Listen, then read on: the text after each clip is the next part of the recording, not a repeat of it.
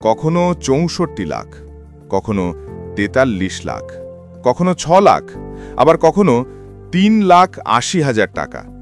Bollywood cinema ladies versus রিকিবালের মতো একের পর এক মেয়েকে বিয়ের স্বপ্ন দেখিয়ে তাদের সর্বস্ব লুটে নিচ্ছিল বাংলারই এক ঠগবাজ। রাজ্য সরকারি কর্মী থেকে ইন্টেরিয়ার ডিজাইনার, বড় কোম্পানির ম্যানেজিং ডিরেক্টর থেকে ধনী পরিবারের তরুণী, কেউই রেহাই পায়নি এই প্রতারকের জাল থেকে। আর যতটা ফিল্মি কায়দায় সে প্রতারণা চালাচ্ছিল, তার থেকেও বেশি নাটকীয়ভাবে তাকে গ্রেফতার করেছে হুগলি জেলার পুলিশ। কিন্তু গ্রেফতারের পর জেরা করতে গিয়েই পুলিশ চমকে যায়, কারণ ৩-৪ জন নয়, ২০ জনেরও বেশি বিবাহযোগ্য তরুণী ছিল এই প্রতারকের ফাঁদে। মোট প্রতারণার পরিমাণ ইতিমধ্যেই ৩ কোটি ছাড়িয়ে গেছে। স্বাগতম মিস্ট্রি ফাইলসের আজকের ডকুমেন্টারিতে। এখানে আমরা আপনাদের সামনে তুলে ধরি এমন সব সত্য ঘটনা যেগুলো সমাজের অন্ধকার দিককে সামনে আনে এবং মানুষকে সচেতন করে। চলুন এবার বাংলার সবচেয়ে বড় ওয়েডিং স্ক্যামটির শুরুতে ফিরে যাই। ২০২৪ সালের ডিসেম্বর মাস, ভারত ম্যাট্রিমনির প্রিমিয়াম সাবস্ক্রিপশনে সিঙ্গুরের পূজা দাস, নাম কাল্পনিক, ভিকটিমের পরিচয় গোপন রাখা হয়েছে, পূজা দাস খুঁজছিলেন জীবনের উপযুক্ত সঙ্গী। পূজা একজন রাজ্য সরকারি কর্মী, বয়স ২৯, এবং জীবনে স্থির হওয়ার জন্য তিনি বিয়ের কথা ভাবছিলেন।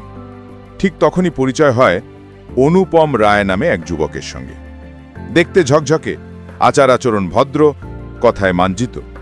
ওই প্রোফাইল দেখে যে কোনো পরিবারই এক ঝলকে পছন্দ করে ফেলবে। অনুপম জানালো সে বর্ধমানের এক রাইস মিলের মালিক।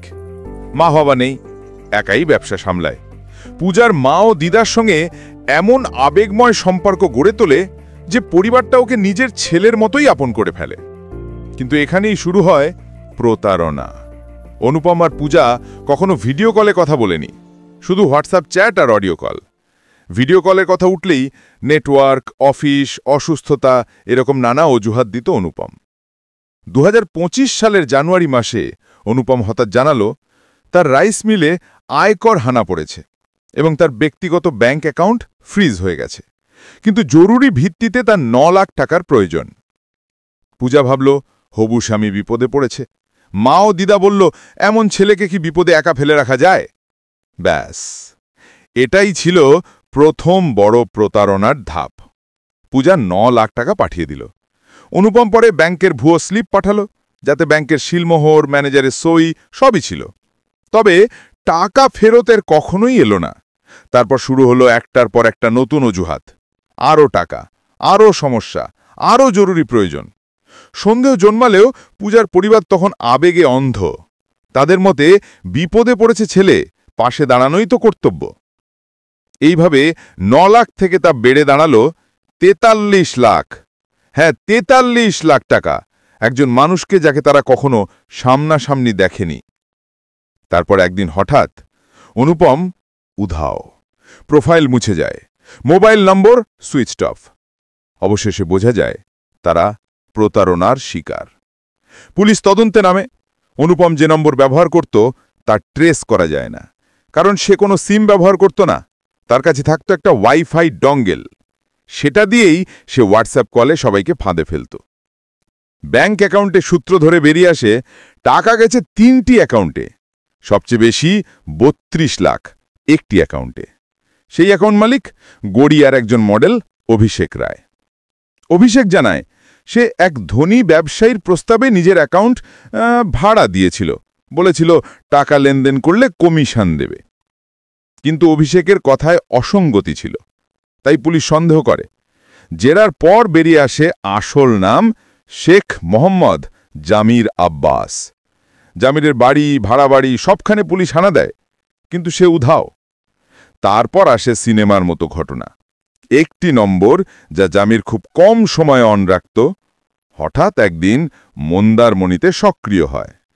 পুলিশ সিভিল কেসে সাধারণ পর্যটক সেজে মন্দারমণির একটি বিলাসবহুল রিসর্টে হানা দেয় এবং অবশেষে গ্রেফতার হয় বাংলার সবচেয়ে বড় ওয়েডিং স্ক্যামার জামির আব্বাস। তার মোবাইল ঘেটে বেরিয়ে আসে ভারত ম্যাট্রিমনি, বেঙ্গলি ম্যাট্রিমনি, শাদি.com, সব জায়গায় ভুয়ো প্রোফাইল, সব জায়গায় একই ছবি যেটা আসলে দক্ষিণ ভারতের এক মডেলের, যাকে পুরো স্ক্যামের সম্পর্কে বিন্দুমাত্র ধারণা নেই। জামিলের টার্গেট ছিল 28+ বয়সী, ভালো চাকরি করা, আর্থিকভাবে প্রতিষ্ঠিত বেঙ্গলি হিন্দু মেয়েরা। ভুক্তভোগীর সংখ্যা 20 জনেরও বেশি। প্রতারণার মোট অঙ্ক 3 কোটি ছাড়িয়ে গেছে। সবচেয়ে ভয়াবহ ঘটনা, বর্ধমানের এক মেয়ের পরিবার 44 লাখ নগদ প্লাস 18 ভরি সোনা দিয়েছে জামিরকে। তার দলে ছিল আরও লোক, যারা ম্যানেজার, স্টাফ, ড্রাইভার সেজে পুরো চক্র চালাত। এদের মধ্যে থেকে সোনার কিছু অংশ উদ্ধারও হয়েছে। এটা শুধু প্রতারণা নয়, একটা পরিবারের বিশ্বাস, আবেগ, মানসিক শান্তি সব কিছু ভেঙে চুরমার করে ফেলা এক অপরাধ। বিয়ে যে কোনো মানুষের জীবনের সবচেয়ে আনন্দের ঘটনা, কিন্তু সেই আনন্দ, সেই আস্থা এমন প্রতারকরা মুহূর্তের মধ্যে ধ্বংস করে দেয়।